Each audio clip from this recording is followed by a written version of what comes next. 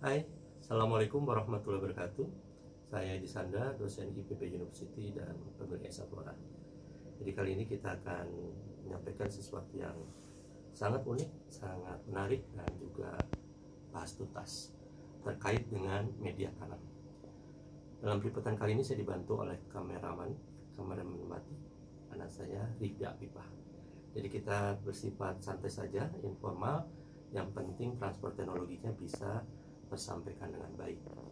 Jadi seperti Anda lihat sekarang, ini banyak sekali produk-produk contoh media tanam, dan juga nanti terkait dengan media tanam ini, yaitu ada pupuk, ada hormon, ada hayati, organik, dan sebagainya. Itu apa semua dan sebagainya, itu terkait dengan bagaimana kita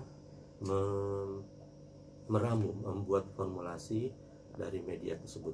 Silahkan dilihat di sini apa saja yang ada di sini. Silahkan. Nah, itu yang paling ujung sebelah sana itu adalah kokopit. Silahkan dicoba di tekstur rasanya itu. Nah, itu sangat khas ya, itu kokopit. Nah, nanti akan kita bahas kira-kira terkait dengan karakter dan sifat media tersebut apa ya. Ini yang berikutnya nih, keduanya.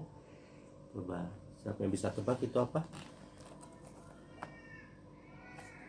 Iya, itu adalah andam ya, andam. Nah, berikutnya, nah ini butiran emas, bukan ya. Ini adalah media tanam juga. Jadi kalau Anda tahu, ini namanya vermiculit. Oke, nah ini siapa yang bisa tebak? Ini adalah moss ya. Jadi moss ini adalah sejenis lumut yang ada di hutan-hutan, dan ini bisa dijadikan media tanam juga. Nanti kita akan bahas yang berikutnya. Nah, ini sebelahnya ini apa, ini yang kayak lidi-lidi kecil ini. Nah, ini adalah pakis.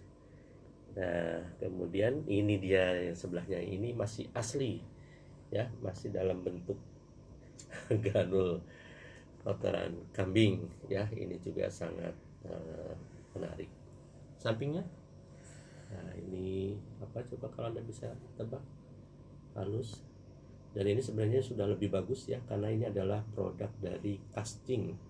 Casting itu adalah kotorannya dari cacing, sehingga sebenarnya dari segi kebutuhan nanti yang kita bahas dia akan lebih bagus. Berikutnya ini sebelah sini, ini adalah media tanah humus ya. Ini sudah gabungan antara tanahnya dengan humusnya. Kalau tanahnya mineral, ini gabungan dengan humus organiknya. Ini sebelahnya, ini adalah bisa dirasakan. Jadi kalau di bangunan ini masuk dalam kategori kayak semacam batu apung, namanya ini hidrokoton ya, hidroton. Ada yang bilang, ada juga yang dari produk apa, bebatuan vulkanik. Nah, ini sebelahnya coba dipegang nih teksturnya. Nah, ini adalah namanya pasir malang. Pasir malang juga ada berapa grade gitu, ada yang halus, ada yang kasar dan sebagainya. Dan sebagian besar dia hitam seperti itu. Sebelahnya, nah Anda pasti bisa nebak ya. Ini adalah apa? Sekam bakar. Ya. Berikutnya lagi, ini, nah itu apa? Kalau Anda tahu, zeolit. Zeolit. Sebelahnya bisa dilihat itu masih ada itu bentuk aslinya. Itu adalah dari gabah padi ya, jadi itu sekam tapi yang sudah dikomposkan. Nah, itu jadi ada berbagai macam contoh media, dan sebenarnya juga di sini kita sudah nanti akan kita bahas kaitannya dengan media dan keperluan dari pertumbuhan tanamannya ya, itu. Nah, dari seluruh media ini nanti sebenarnya terkait dengan sifat dan karakter media tersebut. Sifat dan karakter dari media tersebut kemudian dikaitkan dengan kebutuhan dari tanaman itu untuk bisa tumbuh, itu membutuhkan media tanam seperti apa. Itu juga terkait nanti dengan lingkungannya. Baik, kalau misalnya kita bahas lebih lanjut di sini ya, kita di papan tulis bahwa media tanam itu dibagi menjadi dua kelompok. Kebetulan ini kita hapus ya, ini sebenarnya materi yang akan kita bahas ada banyak.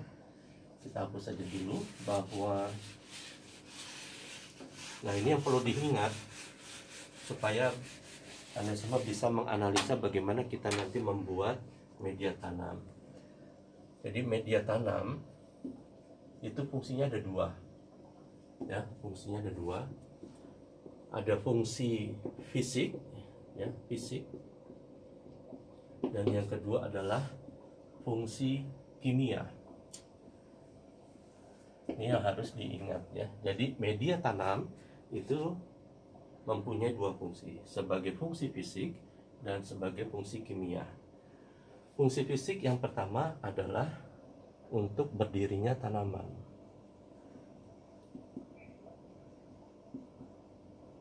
Jadi media tadi itu harus bisa membuat si tanaman itu berdiri. Yang kedua adalah terkait dengan fisik adalah porositas. Porositas ini adalah tingkat keporosan, tingkat rongganya, sehingga air tadi itu bisa lewat dengan mudah. Nah, terkait dengan porositas ini juga peluang di dalam respirasi di media tanam. Jadi adanya udara itu sangat dipentingkan. Ya, nanti akan kita bahas bagaimana poros tapi kandungan airnya tinggi. Nah, itu kita harus mengolah medianya tadi itu. Terus daya pegang air, ya, daya pegang air.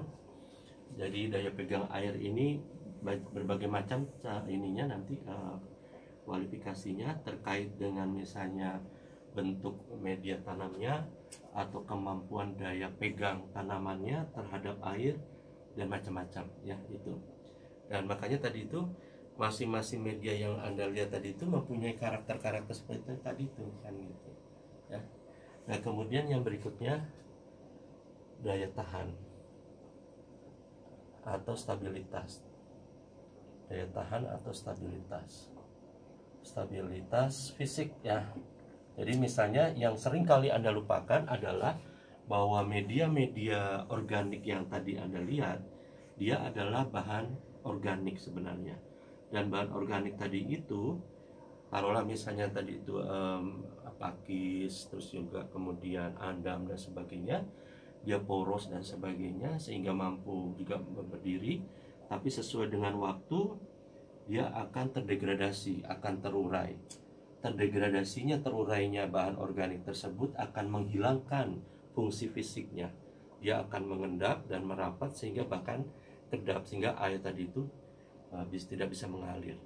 Oleh sebab itu nanti akan Anda lihat bahwa sebenarnya media yang sintetik seperti misalnya vermiculit itu daya stabilitas fisiknya itu kuat, lama.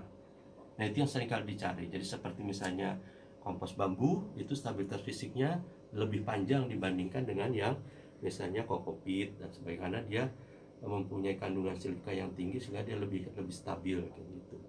Demikian juga kaitan dengan misalnya bebatuan batu malang dan sebagainya tadi itu, daya stabilitasnya dia dari segi fisiknya kestabilannya kuat.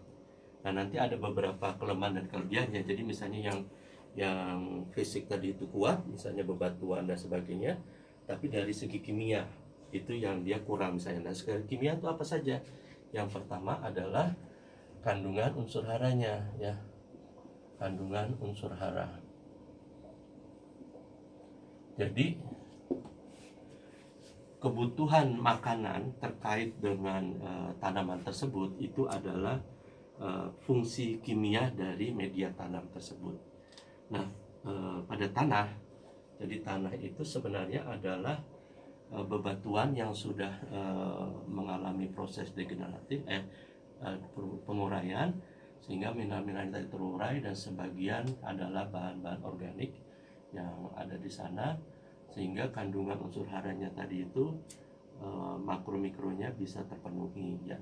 Tapi pada kondisi zaman seperti sekarang yang kondisi lingkungan sudah mulai tercemar dan sebagainya, maka tanah tadi itu sudah menjadi tidak bagus lah, gitu, ya, karena banyak pencemaran dan sebagainya. Nah, kaitan dengan kandungan unsur hara tadi itu ada yang bersifat anorganik dan ada yang bersifat organik ya. Secara alamiah juga demikian. Tapi ini juga nanti sebenarnya bisa dibuat dari formula ya, formula jadi.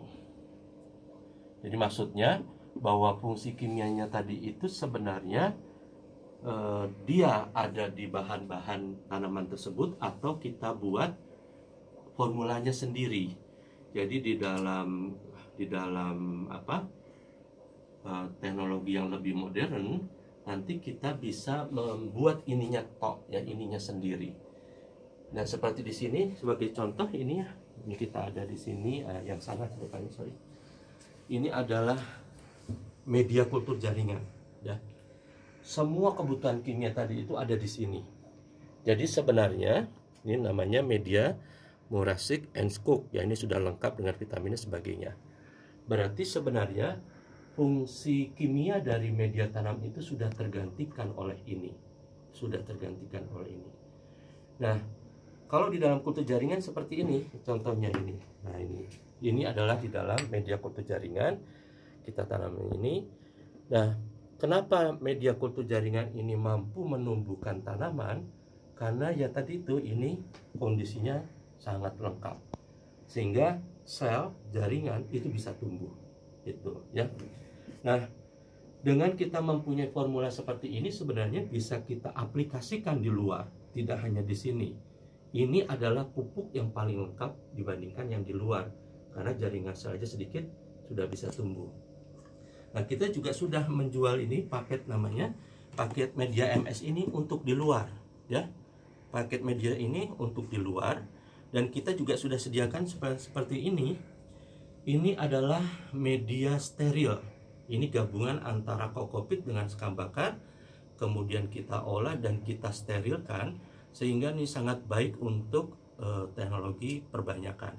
Jadi kalau Anda mau nyetek apa segala macam tadi itu, Anda bisa menggunakan ini, dan peluang untuk busuk dan sebagainya menjadi sangat kecil karena tidak adanya mikroba, karena sudah disterilkan dengan autoclave sehingga sama sterilnya dengan dalam kultur. Pemberian makanannya juga bebas dari mikroba karena makanannya menggunakan makanan yang dari dalam kultur jaringan. Ini adalah teknologi bagaimana kita memperbanyak tanaman yang di luar tapi menggunakan prinsip di dalam kultur jaringan. Ini sebagai contoh saja bahwa nanti di dalam kita mengolah makanan tadi itu bisa sangat bervariasi dan kita tidak tergantung kepada tanah ya. Ini sebagai contohnya. Nah, jadi maksudnya Anda harus bisa memilah dan memahami ini semua, bahwa media tanam tadi itu mengandung kedua hal ini. Jadi sebagai contoh di sini ada anggrek ya. Nanti akan kita jelaskan. Sorry. Jadi media anggrek ini dia hanya tadi yang digunakan di sini adalah ini moss ya. Moss ini memang bahan organik ya. Atau kalau misalnya Anda lihat yang di tradisional, mereka menggunakan arang, bahkan batu bata dan sebagainya. Dan itu makanannya tidak ada. Jadi seringkali kenapa ibu-ibu salah di dalam mempersepsikan budidaya tanaman anggrek, karena mereka menganggapnya oh di medianya itu sama seperti tanah. Di tanah masih mending ada makanannya, walaupun sekarang seperti saya katakan media tanah sudah terkontaminasi. Nah, ini tidak ada sama sekali makanannya, sehingga wajib kita beri makan setiap hari. Ya, itu wajib kita beri makan setiap hari. Apa yang perlu dilakukan tadi itu nanti kan kita bahas lagi sebenarnya di waktu yang lain mengenai kebutuhan kimia tersebut apa saja ya. Oke, kita kembali lagi ke situ. Kita taruh dulu ya.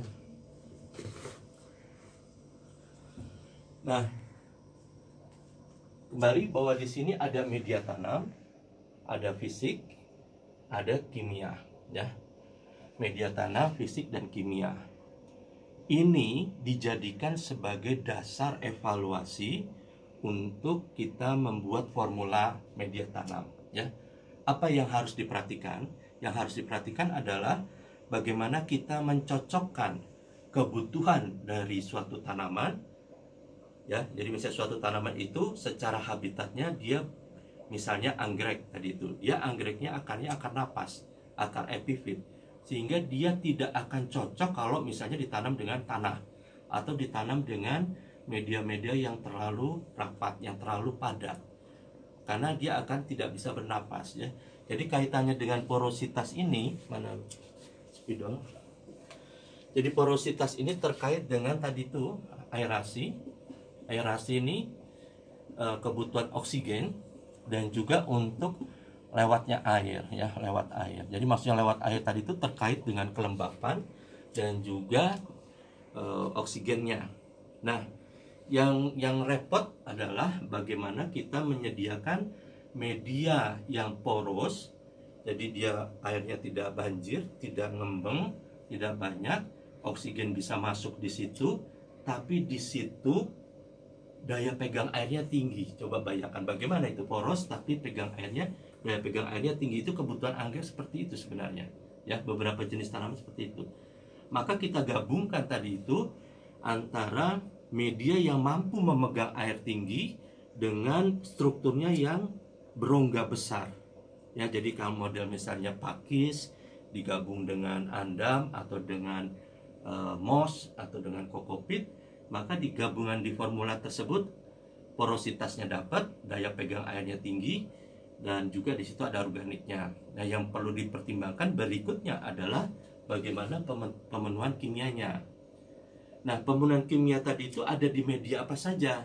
Media yang paling banyak mengandung kimia yang lengkap itu adalah seperti tadi itu yang di sini, yang paling bagus itu kalau misalnya ini, yang ini kan adalah nih, ini yang masih asli, jadi masih urut granul tadi itu. Nah, ini bahaya karena kandungan ureanya tadi itu mungkin masih tinggi ya, kandungan N-nya. Ini tanah. Nah, yang sebaiknya adalah yang dia sudah diuraikan seperti ini. Ini adalah casting ya.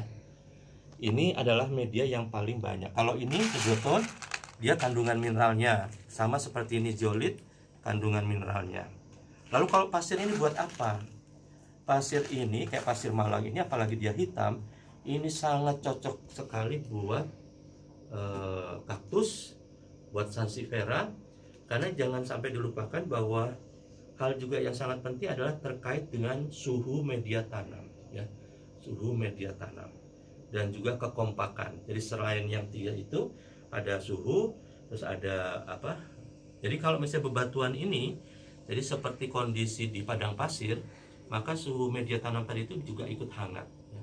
Dan hal ini untuk mencegah kebusukan seperti itu. Jadi fungsinya nanti macam-macam ya. Berarti dari kaitan yang dua tadi ini, fisik dan kimia, maka kita harus mengaplikasikannya ke sini, Jadi sebagai contoh ini kita bahas satu-satu. Media ini kokopit ya. Ini sudah diolah. Nah, kokopit ini sudah hancur. Bahannya adalah berasal dari sabut kelapa.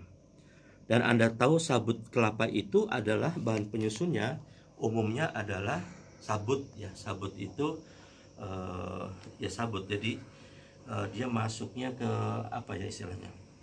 Tapi bahan penyusunnya kita sebut kayak misalnya sabut, terus ini dan sebagainya, atau tanaman itu umumnya adalah mengandung selulosa ya. Jadi kalau ini mohon maaf rada ilmiah.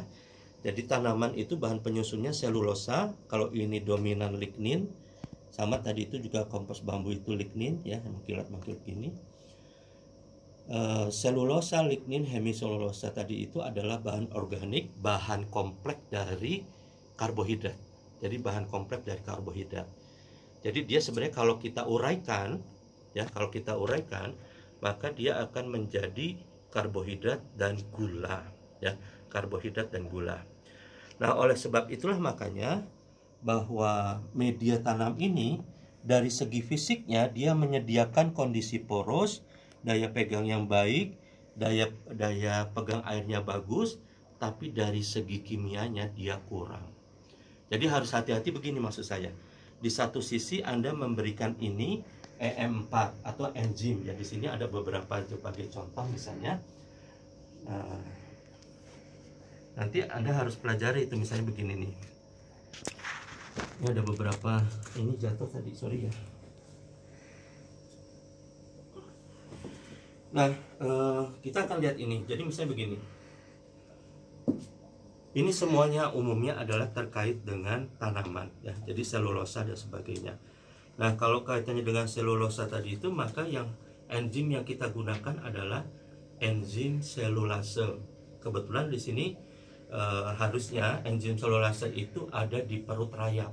Jadi kita bisa menggunakan apa istilahnya, mengembangbiakan mikroba di dalam perut rayap. Nanti lain waktu akan kita bicarakan, dan itu kita bisa pakai untuk menguraikan bahan organik ini ya, untuk menguraikan serasah tanaman termasuk ini. Tapi kembali tadi itu maksud saya ingin menyampaikan bahwa bahan organik ini kalau kita uraikan, dia terdekomposisi, yang kurang baiknya adalah fungsi fisiknya itu akan berkurang. Fungsi kimianya naik, fungsi fisiknya berkurang. Jadi kemampuan porositas dan sebagainya tadi berkurang, sehingga lambat laun dia akan merapat, mengendap, bahkan menjadi menghalangi sirkulasi air. Itu yang harus hati-hati. Jadi itu kayak semacam buah simalakama. Di satu sisi kita ingin mempertahankan, misalnya ini andam dan pakis tadi itu, misalnya digunakan untuk anthurium, aglonema, dan pilo. Tapi di sisi lain kalau kita beri misalnya ada produk di pasaran terkait dengan hayati dan sebagainya, ya ini banyak di sini program hayati ini untuk menguraikan kotoran, kemudian ini untuk menguraikan protein. Jadi ini di sini juga ada produk, tapi ini belum ada lagi. Enzyplek ini dia adalah produk pasaran ya. Nah ini adalah jati Belanda. Jadi sebenarnya dia tumbuhan obat. Ini teh jati Belanda. Anda bisa menggunakannya untuk menguraikan lemak ya. Jadi ini kan untuk pelangsing. Nah, pelangsing tadi itu menguraikan lemak gitu. Oke, balik lagi ke sini. Jadi Anda sudah perhatikan semua terkait dengan ini semua. Yang harus Anda jadikan acuan adalah dua sifat fungsi media tanam tadi itu. Ya, dua fungsi tadi itu. Tadi sudah dibahas semua belum? Saya lupa tadi. Jadi kalau misalnya seperti ini vermiculit, ya, vermiculit ini adalah media sintetik yang dia mempunyai daya pegang air yang tinggi dan stabilitasnya tinggi. Tapi untuk kaitan unsur hara dan sebagainya dia kurang. Nah, kemampuan fisik atau fungsi fisik tadi itu di dalam budidaya seringkali diganti, dimodifikasi. Jadi maksudnya bahwa tidak harus menggunakan media ya. Jadi maksudnya begini, porositas kan terkait dengan oksigen dan juga air. Daya pegang air, sepanjang kita bisa memberikannya, mensuplainya ke akar, maka ini sudah bisa terpenuhi ya. Demikian juga stabilitas untuk daya pegangnya tanaman. Nah, sebagai contoh misalnya kalau ini ada sayatan di sini, lihat. Jadi kayak misalnya gini, nih. Ini sebenarnya untuk keperluan lain. Jadi ini saya buka di sini, ini aglonema. Jadi wadah ini berfungsi sebagai fungsi fisik dari media tanam, ya. Karena dia sudah terpegang di sini dan akarnya di dalam, dan akarnya tadi itu tidak dehidrasi karena kita tutup ini. Kemudian kita nanti, kalau ini masih manual ya, kalau sebenarnya dulu saya pernah membuat suatu alat namanya sistem aeroponik, jadi dengan smoker di dalamnya, sehingga ketersediaan air bisa continue. Jadi maksud saya, fungsi fisik tadi itu semua digantikan oleh wadah ini ya. Kalau di dalam kultur jaringan tadi dengan menggunakan media agar sebagai pemadatnya. Nah, ini bagaimana makanannya? Kita menggunakan formula makanan yang sudah jadi, yang sudah lengkap, yaitu di dalam kultur jaringan media MS Murasik & Scoop. Nah, itu yang tadi itu kita jual itu per liter ya, ada harganya nanti belakangan lah ya. Jadi kalau seperti ini ya, kita bisa mengevaluasi bagaimana pertumbuhan dari tunas-tunas baru. Jadi sebagai contoh, yang kelihatan ini sebenarnya mau kita praktekkan pada ini edisi lain, yaitu mengenai bagaimana kita menumbuhkan titik tumbuh yang ada di dalam. Jadi seperti ini. Nah, ini karena tutupnya nggak ada ya. Jadi intinya di sini kita lihat ada 3 mata yang sudah tumbuh. Dan ini nanti sebagai bahan percobaan bagaimana kita mengoptimalkan jumlah anakan yang ada di dalam. Jadi kayak ini sebenarnya bisa kita lihat ada berapa mata nih, 1, 2, 3, 4, 5, 6, 7, 8, 9 mata di dalam aglonema yang ini. Dan kalau ini kita tidak optimalkan untuk ditumbuhkan, maka kita menyia-nyiakan potensi bonggol dari aglonema ini. Padahal itu bisa kita lakukan. Bagaimana bisa menumbuhkan bonggol ini? Nah, kebetulan kita di sini ada produk, ini produk Essaflora, ini silakan dilihat ya. Nah, produk Essaflora ini adalah memang bertujuan untuk itu. Jadi produk Essaflora ini dulu muncul pada saat rame-ramenya aglonema yang sebelumnya ya. Jadi ada teman yang dia menginginkan bahwa aglonemanya tadi itu bisa tumbuh anak banyak. Dan inilah jawabannya. Kenapa demikian? Karena ini melalui proses bolak-balik yang panjang. Media hormon Essaflora ini adalah hormon yang bersifat berbeda dengan hormon yang ada di pasaran. Jadi kalau pada umumnya hormon di hortikultura itu hanya sekedar membesarkan biomasa sayuran. Jadi disemprotkan, nanti setelah sekian bulan biomasa sayurnya banyak dan dia untung dari produktivitas biomasanya. Kalau ini tidak. Ini adalah bagaimana secepat-cepatnya menumbuhkan mata tunas. Bagaimana setiap mata yang ada di bonggol ini ya, setiap yang ada di bonggol ini itu bisa menumbuhkan tunas. Dan ini alhamdulillah sudah terbukti ya. Hormon kita ini pernah booming pada waktu itu ya. Bahkan sudah muncul di Trubus bahwa ini mampu menghasilkan 7 sampai 9 anakan sekaligus ya. Nanti prosesnya panjang akan saya jelaskan, tapi intinya bahwa hormon kita ini menyebabkan terjadinya proses pencurian bonggol aglonema. Itu terjadi pada waktu pameran di lapangan Banteng. Tanamannya tetap ada, tapi bonggolnya hilang. Itu membuat si pencurinya aman. Kenapa? Mereka yang punya tanaman tidak merasa kehilangan. Tapi setelah beberapa hari, tanamannya layu, begitu dibuka, bonggolnya hilang semua. Hormon ini juga yang menyebabkan terjadinya jual beli bonggol, jual beli mata tunas. Jadi ada bonggol, ada sekian mata tunas, misalnya waktu itu adalah Tiara Widuri, ada 3 mata, itu dijual berapa?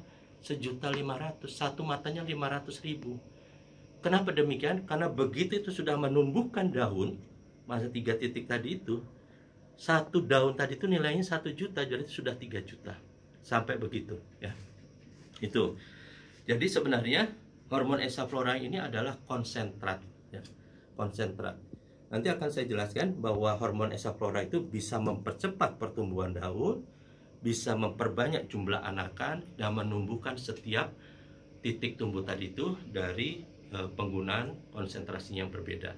Jadi kalau hanya menggunakan 2 sampai 5 mili, coba bayangkan 2 sampai 5 mili itu mempercepat pertumbuhan. Tapi begitu digunakan 20 sampai 30 mili, semprotkan ke bonggolnya, itu akan menumbuhkan semua titik tumbuhnya ya. Nah, kembali lagi bahwa di dalam kita membudidayakan tadi ini, intinya prinsipnya adalah bagaimana kita meramunya tadi itu dan memenuhi kebutuhan ini disesuaikan dengan kebutuhan dari tanamannya. Atau kalau kita mau menanam sesuatu dalam kondisi yang berbeda seperti ini, bahwa tujuannya kita ingin menganalisa dan menumbuhkan setiap matanya supaya kita bisa mengontrol, maka kita modifikasi seperti ini ya. Fungsi fisiknya kita gantikan dengan wadah ini, fungsi makanannya dengan bahan yang ini bahan MS. Jadi kita nggak usah repot-repot, ini makanan terlengkap dan dia steril ya, maksudnya tidak ada mikrobanya. Kemudian untuk mengendali pertumbuhannya dengan hormon ini, maka kita akan bisa menumbuhkan itu. Nah, yang ini intinya nanti adalah bagaimana kita akan menghasilkan anak yang banyak dan terus menerus. Jadi ini kayak semacam indukan pangkas nantinya ya. Nanti akan kita ajarkan bagaimana supaya dari ini ada 3 mata, ada 3 mata. Nah, 3 mata ini nanti dari anakan ini masing-masing kita tinggalkan 3 mata lagi ya, yang atasnya ambil. Masing-masing 3 mata berarti 3 kali 3 sudah 9 mata. Demikian dan seterusnya. Maka bisa akan semakin banyak gitu ya. Saya rasa untuk sementara situ saya dulu. Jadi nanti kita lanjut bagaimana kita membuat formula-formula yang lain. Terima kasih.